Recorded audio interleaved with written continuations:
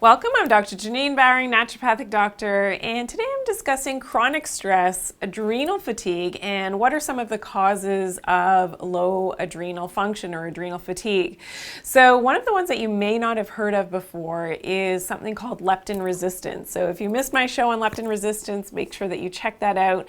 And this has a lot to do with what's happening from the brain function perspective and what happens as a cascade of events in terms of stress, in terms of lack of sleep, in terms of inflammation in our body. And it's really important that we take care of this because it's the leptin resistance that happens before we get into insulin resistance and adrenal fatigue. So without taking care of our leptin levels, then unfortunately we can't effectively really reverse what's happening in terms of our adrenals and even our thyroid function as well.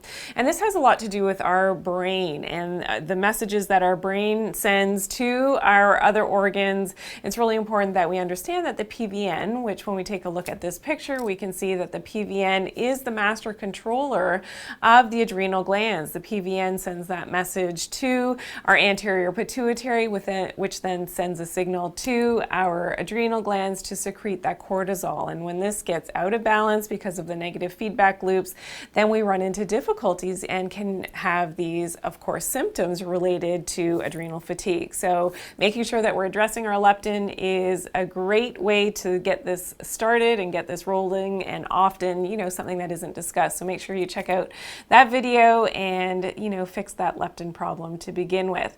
As well as stress, of course, we know is another cause for adrenal fatigue and is causing that rise in those cortisol levels.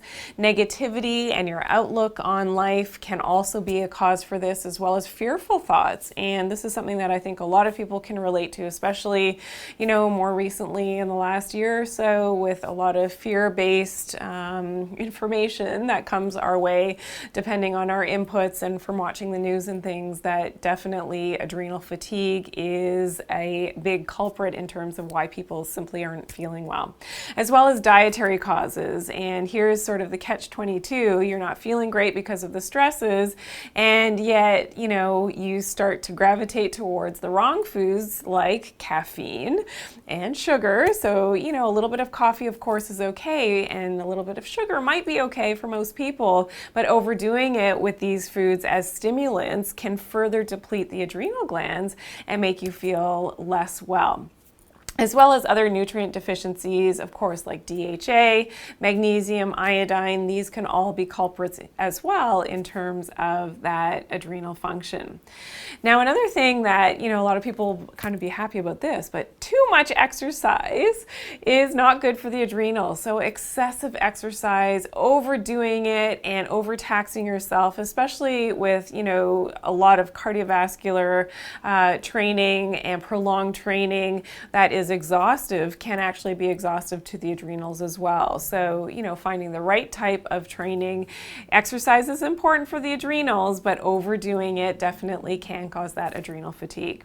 Another cause would be toxins, so heavy metal toxins that we're exposed to in the environment. So maybe it could be mercury. This can be in our beauty products as well. Environmental toxins from pollution also are factors for adrenal fatigue. Now, our environment also has a lot to do with the functioning of our brain and our adrenals. So you've heard me maybe talk before about EMF exposure and electromagnetic radiation that is not the natural type, so non-native EMFs, as well as toxic light and that blue light, especially from all of our devices, and especially at nighttime. This is going to really wreak havoc on our adrenal system and our brain as well. Also, the lack of morning light and looking at that morning sunrise is really important for waking up our brain to begin with to start our next day. And when we're missing out on this on a daily basis, this can really have an impact on the inflammation in our bodies. So that's an important tip.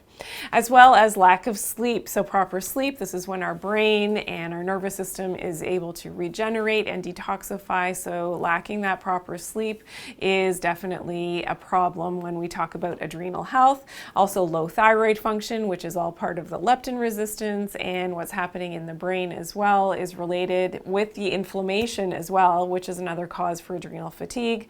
Also night eating. So this is, again, part of that leptin picture that I've I've often discussed in when you're eating, after the sun goes down and close to bedtime, then this really does wreak havoc on your brain, on inflammation, on all of your hormones, and especially your leptin as well. And another cause for adrenal fatigue are certain drugs or pharmaceuticals. So things like antidepressants, aspirin, Tylenol, and opioids are all known to cause problems with the adrenal glands. So I hope you learned something new. There's some new things that maybe you haven't heard as related to the adrenal glands before.